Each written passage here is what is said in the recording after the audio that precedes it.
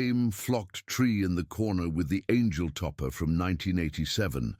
Same red and green garland draped over every doorway.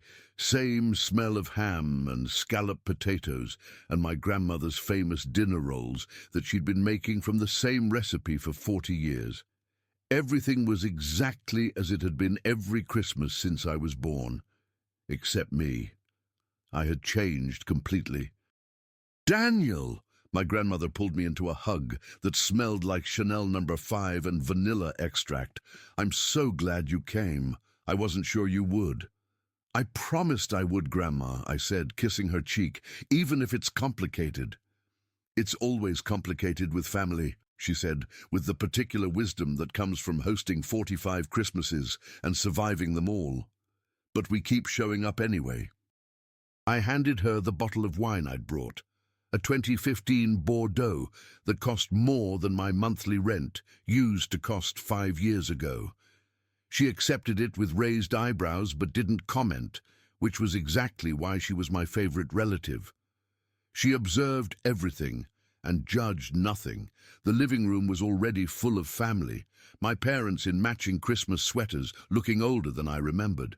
My Uncle Tom holding court by the fireplace, telling the same stories he told every year. My Aunt Lisa fussing over the table settings, making sure every napkin was folded perfectly. And there, sprawled on the couch with a beer and a smirk, was my cousin Tyler. Tyler, who was 6 months older than me and had spent our entire childhood making sure I never forgot it. Tyler, who'd gotten everything handed to him, college paid for by his parents, a job at his father's law firm straight out of school, a trust fund that meant he'd never had to worry about money a single day in his life. Tyler, who'd spent years making fun of my struggles, my choices, my refusal to take the easy path.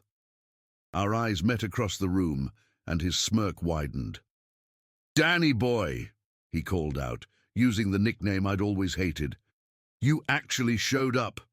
We thought maybe you'd be too busy with your little writing career to join us normal people for the holidays." Several heads turned toward me. My writing career, the thing I'd chosen over law school, over the family business, over everything my family thought I should do, had been a source of mockery for years. 5 years of rejection letters, unpublished manuscripts, scraping by on freelance work, while everyone asked when I was going to get a real job. "Still writing, Tyler," I said evenly, taking off my coat. "Some of us work on our dreams instead of inheriting them." His smile tightened. "Yeah, how's that working out for you? Still living in that shoebox apartment? Still eating ramen for dinner?" "Tyler," my Aunt Lisa said sharply, "don't start." "What? I'm just asking." He took a long drink of his beer. "We're all curious about Danny's big writing career. 5 years now, right? Any publishers interested yet? Any actual books we can buy in stores?" The room had gone quiet. That particular awkward silence that families excel at when someone's being an asshole, but nobody wants to cause a scene on Christmas. "Actually," I said calmly, "quite a few publishers were interested.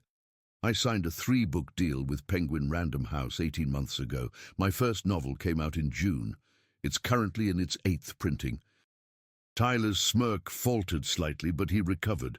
"Oh yeah? Some little book nobody's heard of? Good for you, Danny. At least you're finally making some money, even if it's not real money." "Tyler," his mother warned again, but he was on a roll now, emboldened by beer and the audience of family who'd always validated his cruelty by laughing along or staying silent. "I mean, it's cute that you're still chasing your little dream," he continued. "But at some point you have to grow up, right? Get a real career, make real money. Not everyone can live like a starving artist forever." He gestured around the room with his beer bottle.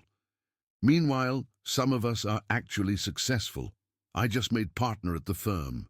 Jenny and I bought a house in Westchester, 5 bedrooms, 3.5 baths, pool in the back. Real adult stuff. But hey, you keep writing your little stories. I'm sure they're very meaningful." I could have ended it there, Could have told him the truth right then, about the advance, about the royalties, about the movie deal, about the New York Times bestseller list. But something made me wait, made me want to see exactly how far he'd take it. "You're right," I said mildly. "We all make different choices. I'm happy yours are working out for you." "See?" Tyler said, looking around at everyone like he'd won some kind of argument. "Danny gets it. He knows I'm just looking out for him. Someone has to tell him the truth, that not everyone can be successful. Some people are meant to struggle. It's just life." My grandmother, who'd been watching this exchange with increasing disapproval, finally spoke up. "Tyler, that's enough. Daniel's career is his own business." "I'm just being honest, Grandma," Tyler said with fake innocence. "Isn't that what family's for? Honest feedback? I'm trying to help Danny see reality before he wastes his whole life on something that's never going to work out." "It seems to be working out fine," my mother said quietly, surprising me. We hadn't talked much about my writing. She'd never really understood why I chose it, why I'd turned down a full ride to law school to pursue something so uncertain. "Does it?" Tyler challenged. "Danny, be honest. How much did you make last year from your writing? Enough to live on without a day job?" This was the moment. I could feel everyone watching, waiting to see if I'd finally admit defeat, finally confess that maybe they'd all been right and I'd been wrong. "I did okay," I said. "Okay," Tyler laughed. "That's writer-speak for barely surviving. Come on, Danny, real numbers. How much?" "Tyler," my Uncle Tom said, finally stepping in, "that's inappropriate. We don't ask people about their income at Christmas dinner." "Why not? I'll tell you mine." Tyler leaned forward, enjoying himself. "I made $180,000 last year, plus bonus, plus benefits, plus my trust fund distributions. That's real success, Danny. That's what it looks like when you make smart choices instead of chasing dreams." The contempt in his voice when he said dreams made something snap inside me. Not anger exactly, more like decision. The decision to stop protecting his ego, stop making myself smaller, stop letting him win just to keep the peace. "You want real numbers?" I asked quietly. "Okay, I made $2.3 million last year from advances, royalties, foreign rights sales, and the film option for my novel. And I'll make significantly more this year since my second book comes out in March and is already showing even stronger pre-orders than the first." The silence in the room was absolute. Tyler's face had gone completely still, his beer bottle frozen halfway to his mouth. "My debut novel," I continued, my voice still calm, still even, "spent 14 weeks on the New York Times bestseller list. It peaked at number 3. It's been translated into 27 languages. Netflix bought the adaptation rights for $1.5 million. They're starting production next year with a pretty major actress attached. We're not allowed to announce who yet, but you'll recognize the name when we do." I could see Tyler's face cycling through emotions: shock, disbelief, anger, humiliation. "The book you called Some Little Book Nobody's Heard Of?" I pulled out my phone and opened my email, scrolling to find what I was looking for. It sold 437,000 copies in hardcover in the US alone.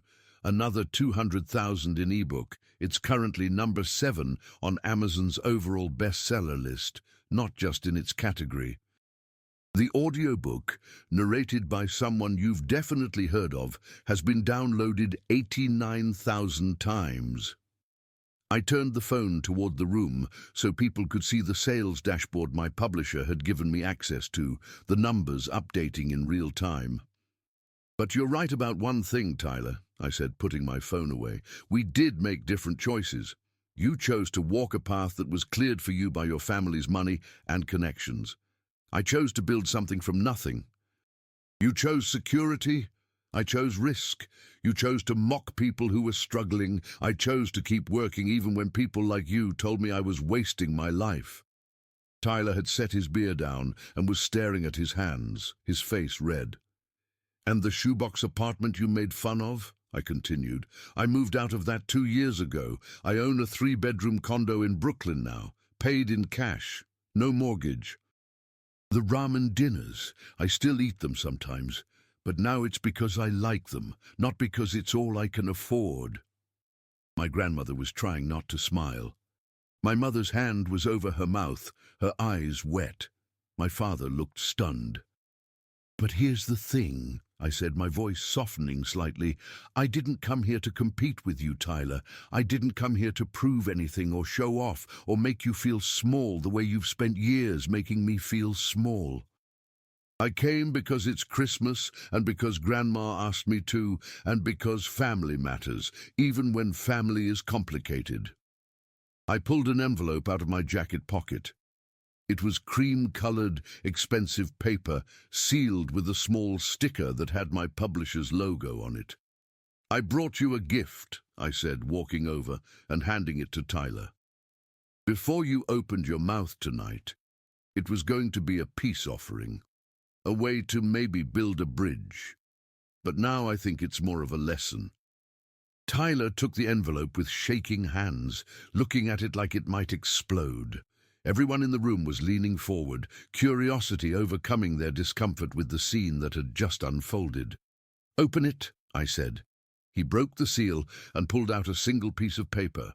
I watched his eyes scan it, saw them widen, saw his face go from red to white to red again.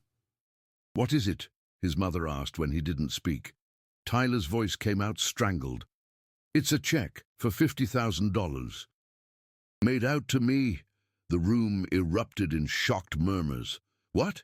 his father said. "Why would you—" I held up my hand for quiet. "Tyler, read the memo line, out loud." His hands were shaking now as he looked at the check again. It says, "Thank you for the motivation." "That's right," I said. "Thank you, because every time you mocked my writing, every time you told me I was wasting my life, every time you made me feel worthless for choosing passion over security, you gave me fuel. You gave me something to prove. You gave me late-night motivation when I was exhausted and ready to quit." I looked around at the whole family now, not just Tyler. Every rejection letter that came in, I thought about Christmas dinners like this one, about being asked when I'd get a real job, about being pitied and mocked and told I was making a mistake. And I used that. I used it to work harder, to write better, to refuse to give up even when giving up would have been easier. Tyler was staring at the check, tears forming in his eyes. "So that money is yours," I said. "It's 1% of what I made last year. It's my way of saying that in some twisted way, your cruelty contributed to my success. Your doubt made me more determined.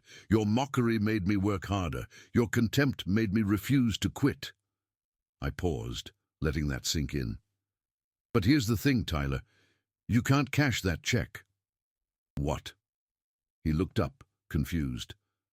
"Look at the date." He looked again, and I saw comprehension dawn. The check was dated December 25th, 2024, 1 year ago today. "It's expired," I said. "Void after 6 months.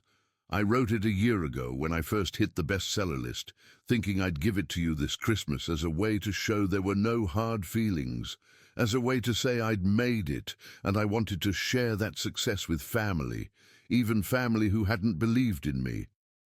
I let that sit for a moment before continuing. "But then tonight you couldn't help yourself.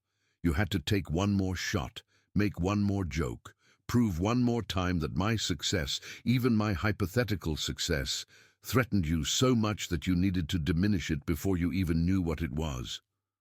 Tyler was crying openly now, still holding the worthless check. "So you can keep that," I said.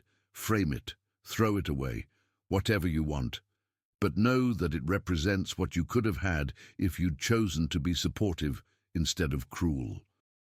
If you'd chosen to celebrate someone else's success instead of feeling threatened by it. If you'd chosen to be family instead of competition."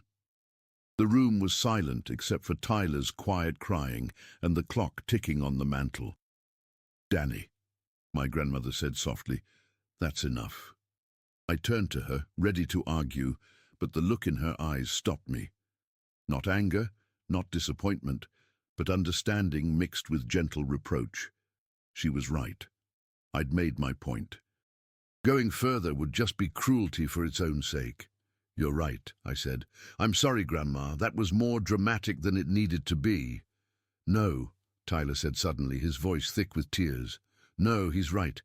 Everything he said is right. I've been an asshole for years, since we were kids. He set the check down on the coffee table and looked at me directly for the first time all night. I've been jealous of you since we were 12 years old, he admitted. When you wrote that story for English class and the teacher read it out loud to everyone, when people talked about how talented you were, how creative, how special, and I knew I wasn't special, I was just competent, smart enough to do what was expected, not brave enough to do anything else. He wiped his eyes with the back of his hand.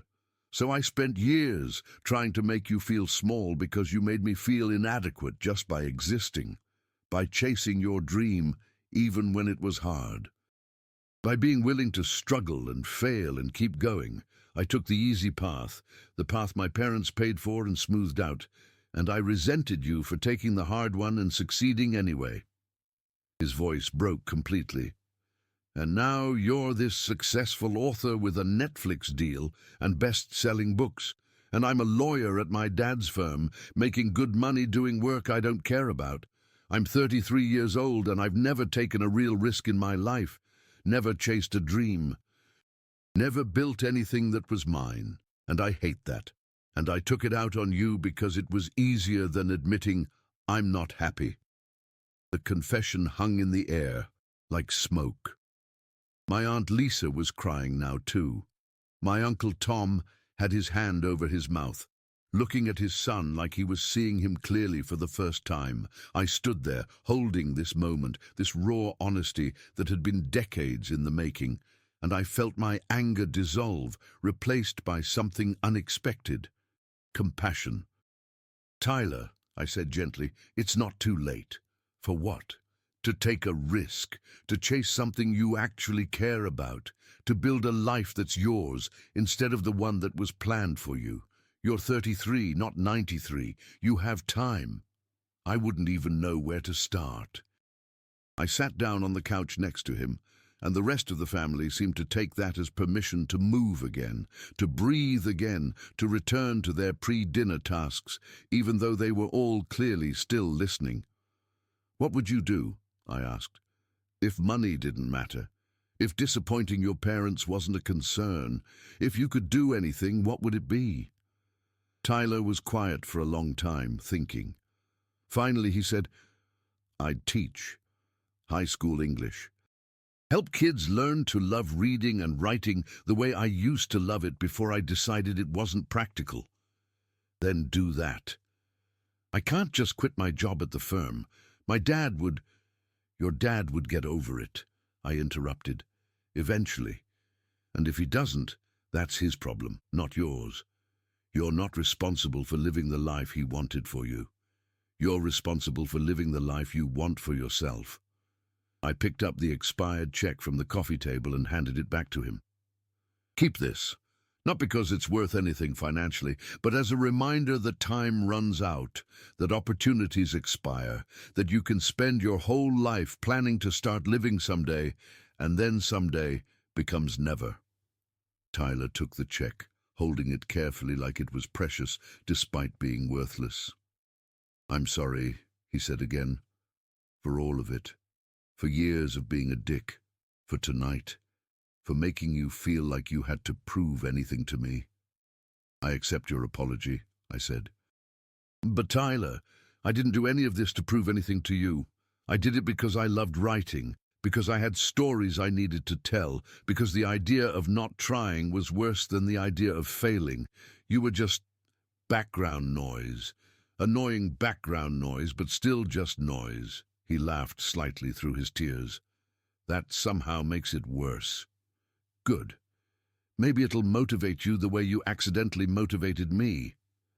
My grandmother appeared then, putting a hand on both our shoulders. Dinner's ready, she said. And you two are going to sit next to each other and be civil and eat my ham, because I didn't spend all day cooking for you boys to waste it with your drama." We both laughed, the tension finally breaking.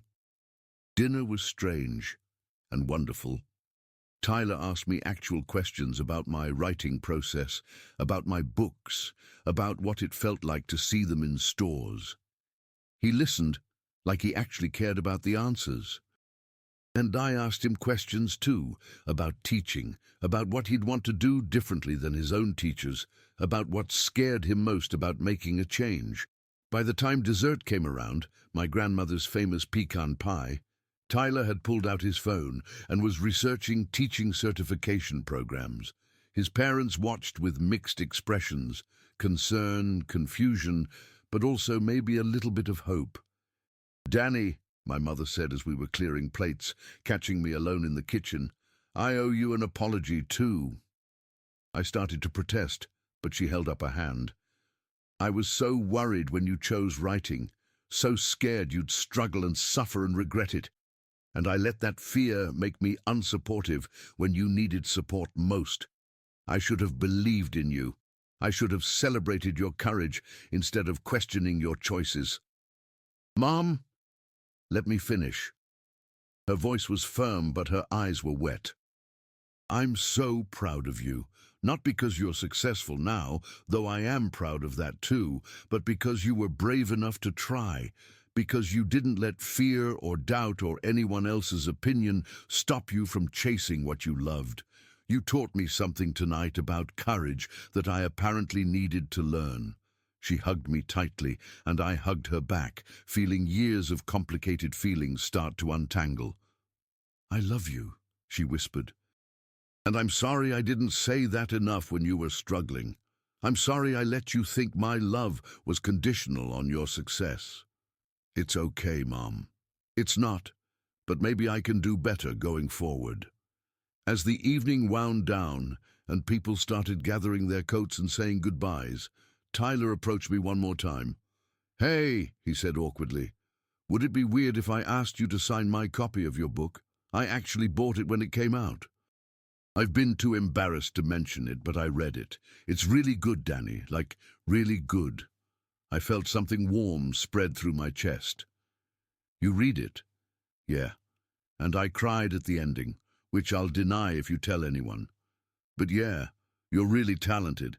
I should have said that years ago instead of being a jealous asshole. You can say it now. Better late than never." He pulled a worn paperback from his coat pocket. My book, dog-eared and obviously read multiple times. "I've actually read it 3 times, he admitted. "The main character kind of reminds me of you, or the you I didn't let myself see because I was too busy being competitive." I signed the book. "To Tyler, thank you for the motivation, but more importantly, thank you for the honesty. Here's to both of us chasing our dreams instead of our fears. Your cousin, Danny." As I walked to my car later that night, fresh snow starting to fall, I felt lighter than I had in years. I'd come to Christmas dinner with a chip on my shoulder, ready to prove something, armed with my expired check and my success story and my need to finally win against the cousin who'd spent years making me feel small. But I was leaving with something better, the beginning of an actual relationship. Tyler wasn't going to magically transform overnight. His apology didn't erase years of cruelty, but it was a start, a crack in the facade that might, with time and effort, become an opening. My phone buzzed with a text from Tyler. "Thank you for not giving up on me being better, and thank you for the book inscription. I'm going to look into those teaching programs. Maybe next Christmas I'll have my own success story to share. Or at least a failure story about trying, which you've taught me is almost as valuable."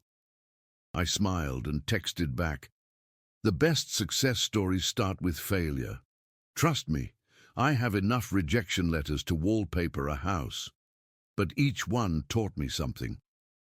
Good luck, and Tyler, I'm rooting for you." Because that was the thing about success, I realized as I drove home through the snow. It wasn't really about proving people wrong or showing off or making someone who doubted you feel small. Those things felt good in the moment, sure, but they were empty calories, satisfying but not nourishing. Real success was having the confidence to share what you'd built, to offer help instead of holding grudges.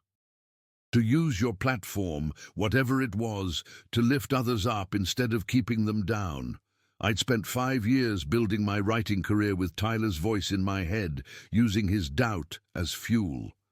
But I didn't need that anymore. I didn't need to prove anything to anyone except myself, and that freed me to be generous, to be forgiving, to be the person my success had given me the security to become. The expired check had been a prop, a dramatic gesture designed to make a point. But the real gift I'd given Tyler that night was permission. Permission to want something different, to chase something meaningful, to fail and try again and keep going even when people doubted him. The same gift my grandmother had given me years ago when everyone else was telling me to be practical, to give up on writing, to choose security over passion. She'd pulled me aside one Christmas and said, "Danny, some people paint by numbers their whole lives and end up with pretty pictures. But you're the kind of person who needs to start with a blank canvas and create something no one's seen before. It'll be messier and scarier and people won't understand it, but it'll be yours, and that matters more than being understood." She'd been right, and now, maybe, Tyler would get to learn that same lesson. As I pulled into my building's parking garage, my building that I owned, that I'd bought with money I'd earned from words I'd written, I thought about next Christmas. About whether Tyler would still be at his father's firm, or whether he'd have taken the leap into teaching. About whether my second book would do as well as the first, or whether I'd finally experienced the failure I'd somehow dodged so far. About whether my family would be different, better, more honest with each other about our struggles and dreams and fears. I didn't know the answers, but for the first time in a long time, I was looking forward to finding out. Because the best gift isn't revenge or vindication or proving someone wrong. The best gift is the freedom to stop caring about proving anything at all, and the courage to keep trying anyway.